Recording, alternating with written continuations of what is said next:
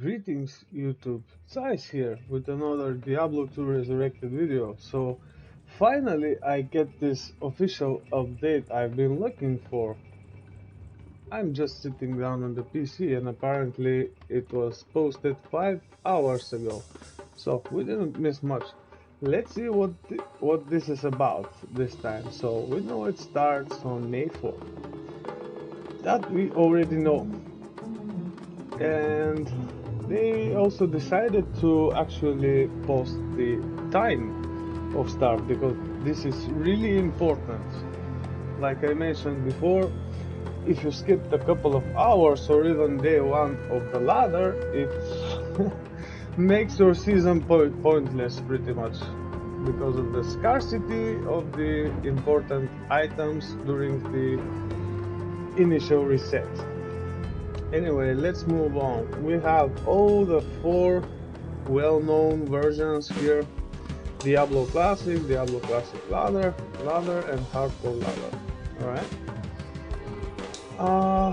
Yeah, let's make sure you don't forget to move your items. Most probably this would make sense if you play softcore, where most of the interesting stuff is happening.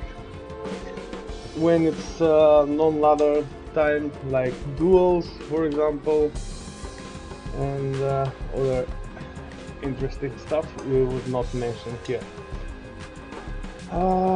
So also make sure you have your paladins ready on day 2.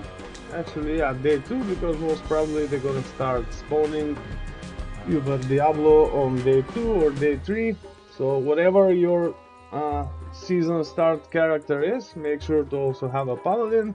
That is, if you play softcore. I don't, so I will most probably just delete my characters because non-ladder hardcore, I don't know, it was never a thing. Anyway, let's move on to the actual changes. So it seems that we are getting 4 more additional character slots, which is not much, but it is something. Alright. First time ladder character from a previous season is used as a non-ladder game. The ability to reset stat and skill points at Takara will be reset. I don't know if that makes any sense. They want to encourage players to experiment with their builds. Okay, whoever wants to do that does that with a character editor and doesn't waste hours of leveling up one just to test something for a couple of seconds or a minute or two. Completely pointless change, but they should know better, right? All chat lobbies have been outfitted with an automated system which will remove malicious messages from those conversations. Alright, finally no spam to buy this and that, like runes or anise or whatever. Good, now let's get to the important stuff. Next hit delay system now only applies to missiles created by casting the same skill. Okay, shout out for the Amazon and assassins. Yeah, each assassin martial arts charge up skill trigger is treated as a different cast of a skill for next hit delay purposes. Alright, so charging assassins, this is your era, definitely. We have blah blah blah, easier concept to grasp while still maintaining its original design goal. Okay. Knockback has been removed from the Bukato Sacred Charge. Finally.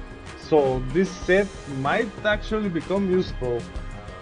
I don't think it's better than Grief and Storm Shield, or Grief plus 6-socketed sword with East runes, depending on what you wanna do. Anyway, now this set is actually becoming useful. Druids are now able to shapeshift directly between their werewolf and werebear forms. This would totally make sense now with the new rune words from the last season. And come on, it's a shapeshifter, right? It can turn from a butterfly to a snake, whatsoever. It should be able to. Why go through the normal form at all? This shouldn't be implemented so long ago. Anyway, let's see what they say about that. Yeah, metamorphoses runeward are encouraged to swap between their werebear and werewolf forms to get the most out of the bonuses. Alright. Assassin trap skills now benefit from +2 elemental skill damage modifiers. Okay, finally, Assassin getting some love, so most probably it's gonna be the era of Assassins, obviously. Whoever does that, obviously, finally decided to push Assassins, so if you happen to farm torches and you find an Assassin one, don't throw it away. Now it has potential for trading. Most probably the prices will be higher. I mean, rune wise or item gain wise. Anyway. Okay, so this does not apply to the Nintendo guys. Offline games, which is a very specific case, and they would address this later on. Anyway. No biggie, I guess. Fixed an issue where Mephisto would drop from lower level treasure classes when terrorized. Alright, so it would make sense to farm Mephisto this season, obviously. And Dario is easier and had better rewards because of this. Alright, let's move on. Fixed an issue where an assassin dying with martial arts charges active could cause a crash in offline play. Again, very specific. Fixed an issue where the assassin traps weren't benefiting from resistance reduction in offline play. Again, very specific. Okay, let's move on. General and ladder play. Alright, fixed the translation issue. Oh, now the crap begins. Okay, so those are the important changes. Alright. Fixed an issue where progressing between towns as connected zones from Acts 2, 3 and 5 could cause an abrupt lightning change when terrorized. Did you even notice? Fixed an issue where the icon to denote a monster is terrorized wasn't properly displaying in certain languages. I play in English, so I don't know about that one. Fixed an issue where the Amazon's audio cue for dodging an attack would play when non-Amazon character used the evade skill, yeah, granted by the Hustle reward. Alright. Imagine that. Emilio shouting like an Amazon. Anyway, amended various stability issues encountering during online play. Whatever that means, I just hope it's good. Ladder play. Fixed an issue where messaging for the next ladder season was inaccurate during the pause between seasons. Who does that? Fixed an issue where characters that were recently converted from ladder to non-ladder would not display as such and failed to join games. Again, too specific. Fixed an issue where rune words exclusive to an upcoming ladder season could be created in the current season.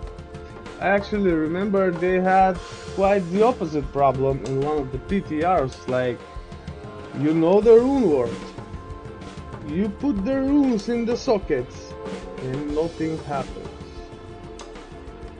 Anyway,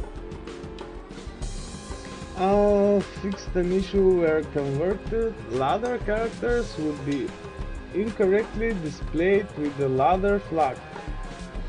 Yeah, I think I remember a friend was having this one, so yeah, fun. That's good. PC specific. I most probably, if I'm going to play this season, would play both on PS5 and PC. So let's see. There's also console specific changes. Fixed an issue where controller input would stop registering if the user swapped to legacy graphics while the animations for selecting a character in the character creation screen was playing. Okay. Players will now be notified of when they are running the game with old extracted data. What? Enlighten me please, down in the comments. Console specific. Fixed an issue where a player displayed location on the friends list wouldn't properly update on Xbox consoles. Alright. Fixed an issue where players on Nintendo Switch would not appear in the recently played with tab. Doesn't apply to me either. Fixed an issue where the localized text for personalized items on console displayed all gendered pronouns at once in Polish and Spanish. I don't know about that one. Never tried playing in Polish or Spanish. Modding. Alright, for the modding guys. Increase the total limit of state entries. Added a file. It's recommended that mod authors include this file in their mods to reduce unexpected errors. New columns have been added. Developers of existing offline single-player mods can remake their changes with new data, or they can add new columns manually before merging. Alright. And it seems that was it. And now they remind us about Diablo 4. Alright. Makes sense. So yeah, pretty much important changes for the Druid, Assassin and Amazon. I still believe half of the server will be Sorceress and Paladin and a couple of Barbarians maybe. And obviously the rest will be just to test those changes, if any interest at all.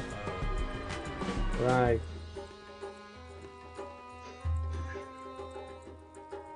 Honestly, I don't know what to say about those changes.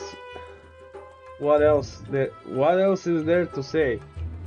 I mean, who uses the Bukatos set? It's hard enough to find, and there's better gear out there which you will most probably get like even before the Bukatos set, especially this big sword. The druid change is nice. This should have been implemented from the very start, I think, so better late than never, right? And about this next hit delay, let's see how that points out, but and turns out, but I think this is quite a buff now, because each cast could have the next hit delay, and you can get better chance to hit, or at least it's easier to understand what's going on, why you're missing. Let's see about that one. Maybe I will give it a try at a later point, just not sure yet. About me playing this season, I stated since there was an update, and I mentioned that if there's an update I might reconsider, I think I found the place to move, but not sure if I'm gonna make it till, like, where was it? Yeah, this time. Most probably I will, but let's see. Let's see about that. So if you're following, stay tuned. Let's see how that goes. Because even I don't know, really. And I guess there's nothing much to add here. So I'll see you on my next live stream or video. Take care.